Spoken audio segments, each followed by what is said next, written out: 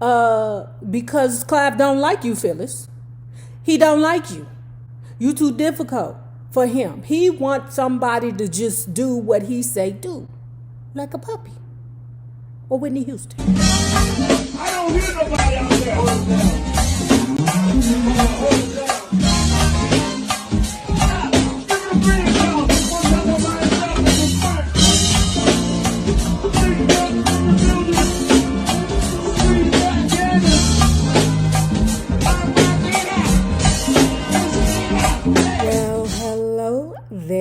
Love bugs. Hello there, bugs.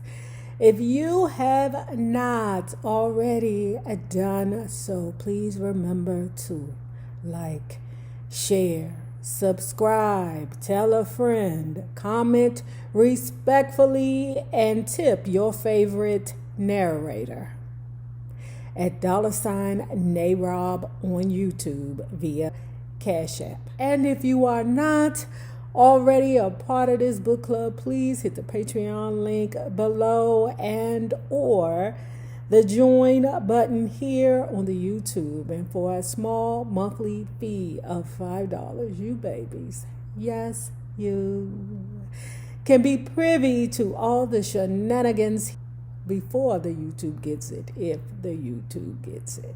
Now, let's continue reading Strength of a Woman, the Phyllis Hyman story. Phyllis, by this point, was openly admitting that she and Larry, who was back in Florida, were separated. I couldn't believe that after caring about someone for so long, that I could just wake up one morning and not feel anything for him. We never took our relationship seriously enough. We just thought that it would always be flowers. But you know, flowers die if you don't water them suckers. To some, Phyllis was more candid about children and the role her disinterest in having them had played in the disintegration of her marriage. Marriage didn't get in my way, but I would never have had children, she said. You can't take care of children and do this. I wouldn't subject a child to that, nor myself. At this point in my life, I'm into me. I have no interest in having babies. I can't understand me and a little kid at the same time. I really want to get to know myself first and understand me, so that when I do bring a child into the world, the child gets full attention. There are a lot of tormented children out there, brought into the world through parents who had no business having children. I couldn't have said it better. I told y'all I'm going to write a book one day.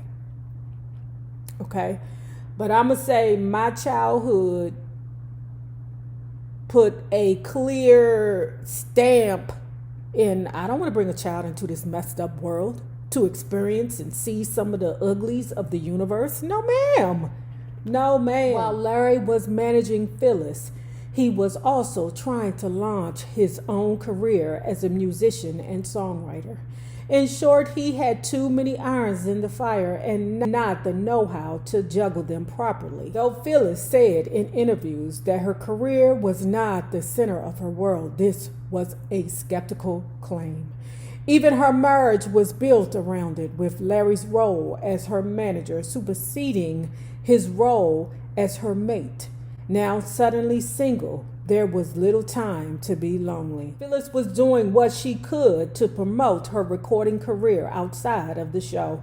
On February 23rd, Phyllis dashed out of a rehearsal to Madison Square Garden to sing the national anthem at the Tommy Hearns Juan Benitez fight before rushing back to the theater.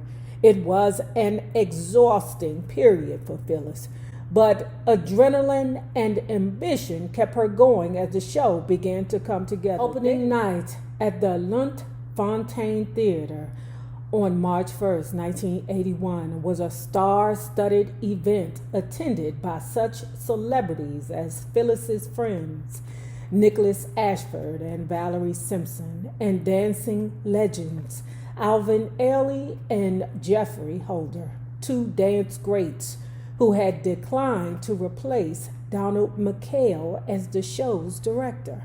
Against all odds, Sophisticated Ladies was an instant smash hit. Just weeks after the show opened, RCA acquired the rights to produce the original cast album. This didn't sit well with Phyllis. She was hurt though, likely not surprised. And let me tell you what the issue was. So you know Clive Davis don't work for RCA. He over there at the Hearst, okay? Phyllis and her feelings like, well, why didn't Clive acquire the rights? I mean, his artist is the star of the show. Why didn't he do it? Because Clive don't like you, Phyllis.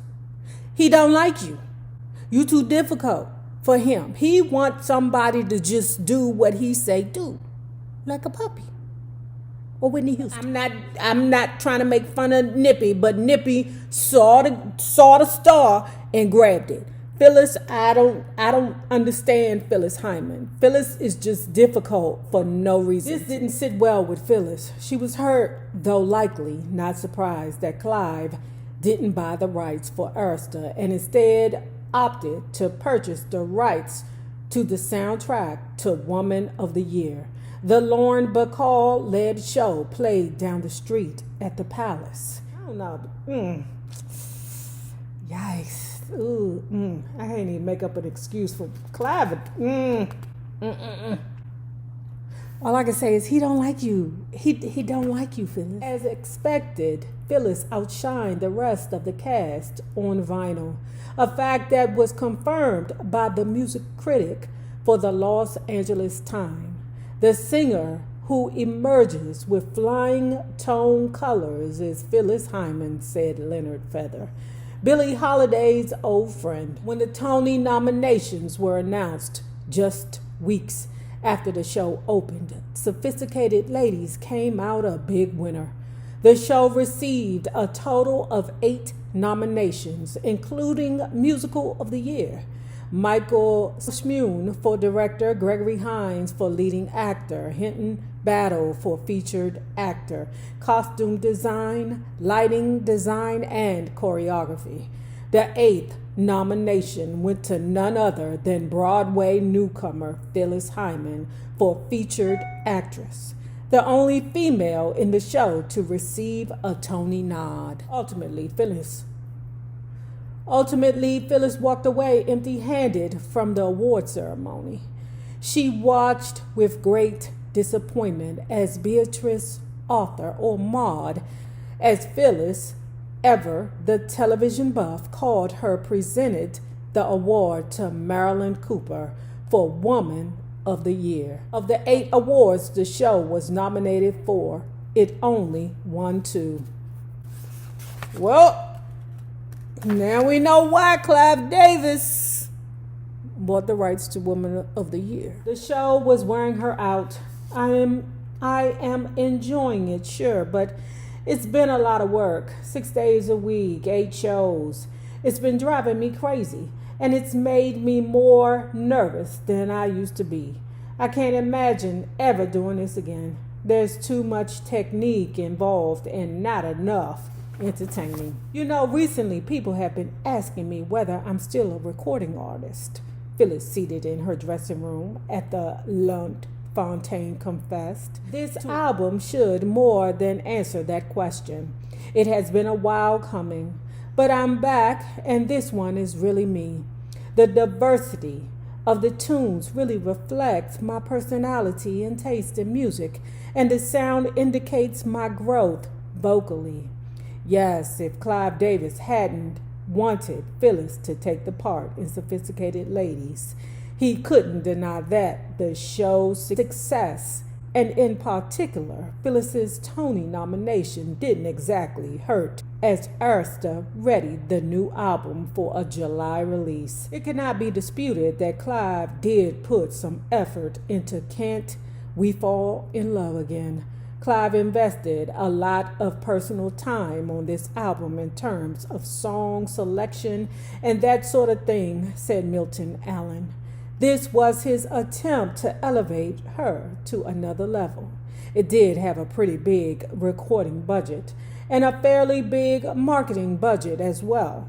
Once the record came out, we worked it very, very hard. Can't We Fall in Love Again did well on R&B radio, but the overall album did not do as well on what we now call urban radio as we would have liked. Maybe it was because the market was looking for something more like an Mtume album as opposed to a new, more polished sound. So it was not commercially successful. Phyllis cross-promoted the show and album together the summer, appearing on such shows as Mike Douglas. But despite the exposure, the album eventually stalled out at number 11 R&B, 57 pop. Digits below the peak of You Know How to Love Me, her last album. Man, I'm not surprised. You Know How to Love Me was like, that's hard to do. Phyllis worked hard to promote the album as best she could around the busy theater schedule. She took time off from the show and flew to Miami to record a television special for WTVJ Channel 4 that debuted in August, titled Phyllis Hyman, A Sophisticated Lady. The special was essentially a 50-minute music video. Joining Phyllis on the special was guest star Bobby Caldwell, another former Miami resident who scored a smash hit in 1975 with What You Won't Do for Love. The taping marked the first time that Phyllis and Bobby had met. I was a bit taken back because she was a tall gal, Caldwell recalled. I'm not short. I'm 5'10", but she well over 6 feet. She came to the taping with pumps, and I took her aside and said, I'm feeling kind of dwarfed standing next to you. Can somebody give me a box? Or can you do it in flats? Phyllis hadn't brought any flats and performed in her pumps when the two sang Come to Me, during which Bobby was sitting playing keyboards. But when he stood to sing the second song with her, Phyllis took her shoes off and sang barefoot to help Bobby feel more comfortable. In September 1981, Phyllis made her second appearance on Soul Train, just as Arista was preparing to release the album's second single, Tonight You and Me, which disappointingly spent a brief 10 weeks on the chart, peaking at number 22 R&B. Phyllis had always been candid, but she came into the spotlight with a man on her arm. Now separated, though not yet divorced, the Jet story for the first time saw Phyllis portrayed as lonely and desperate for love, an image that would only intensify as the years passed and find itself a recurring theme in her interviews and songs alike.